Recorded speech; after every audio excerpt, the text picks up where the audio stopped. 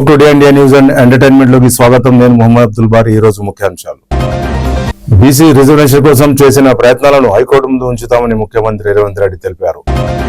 ఈ నెలలో ఎన్నికలు పూర్తి చేసే ఆలోచనలో ప్రభుత్వం ఉందని ముఖ్యమంత్రి తెలిపారు. బీసీలకు 42% రిజర్వేషన్లు ఇస్తూ స్థానిక ఎన్నికలకు వెళ్లాలని ప్రభుత్వం నిర్ణయించింది. త్వరలో జీవో అయినున్న తెలంగాణ సర్కార్.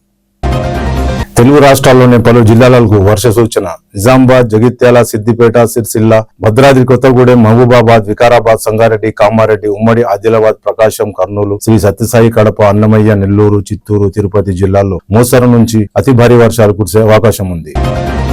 నేడు గాజుల రామారంలో హైడ్రా ఆపరేషన్. 15,000 కోట్ల విలువైన ప్రభుత్వ భూమిని కాపాడేందుకు హైడ్రా ప్రయత్నం చేస్తుంది. కబ్జాల చెర నుంచి 300 ఎకరాలకు పైగా భూమికి విముక్తి లభించడానికి రాష్ట్ర ఫైనాన్స్ కార్పొరేషన్ కి కేటాయించిన భూమిలో బడాబాబుల ఆక్రమణలు, పేదవారి పేరు చెప్పి షెడ్లు వేసిన బడాబాబులు, ఆ షెడ్లను కూల్చివేసిన హైడ్రా, భారీ పోలీసు బందోబస్తు మధ్య కూల్చివేతలు చేపట్టిన హైడ్రా. ఎల్లుండి బీహార్ పర్యటనకు తెలంగాణ ముఖ్యమంత్రి సీఎం రేవంత్ రెడ్డి వెళ్లనున్నారు.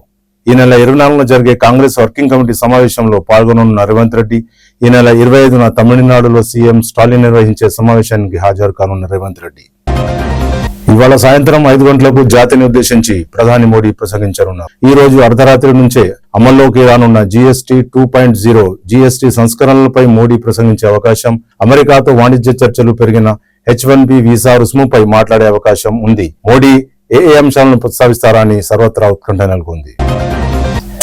ఈ నెల 23న మేడారం పర్యటనకు వెళ్లనున్న ముఖ్యమంత్రి రేవంత్ రెడ్డి మేడారం అభివృద్ధిపై పలు సూచనలు చేయనున్న ముఖ్యమంత్రి క్షేత్రస్థాయిలో పర్యటించి సమీక్షించనున్న రేవంత్ రెడ్డి.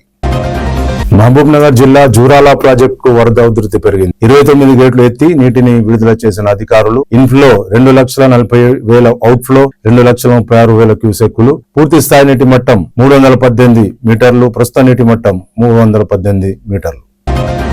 క్యాప్స్ గోల్డ్ లో 5వ రోజు ఐటీ సోదాలు నిర్వహించారు. సికింద్రాబాద్ లోని క్యాప్స్ గోల్డ్ కార్యాలయంలో సీజ్ చేసి ల్యాప్టాప్లు, పెన్ డ్రైవ్లు స్వాధీనం చేసుకున్నారు. కీలక డాక్యుమెంట్లను స్వాధీనం చేసుకున్న అధికారులు చంద్రనివాస్, అభిషేక్ ను విచారించిన అధికారులు హైదరాబాద్, గుంటూరు, విజయవాడలో బంధువులను బినామీలుగా ఉంచిన క్యాప్స్ గోల్డ్ యాజమాన్యం బంగారం స్కీములు నడిపిస్తున్న క్యాప్స్ గోల్డ్ నగదు ట్రాన్సాక్షన్ విషయంలో అవకతవకలకు గుర్తించిన ఐటీ అధికారులు జూబ్లీహిల్స్ రోడ్ నెంబర్ 10 తో పాటు మహంకాళి స్ట్రీట్ లో కొనసాగుతున్న ఐటీ సోదాలు.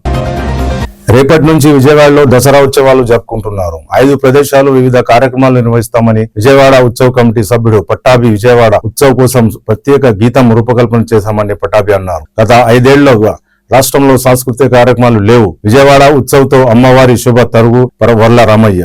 ఎలాంటి అభిషేకం లేకుండా కార్యక్రమం నిర్వహణ వర్ల రామయ్య.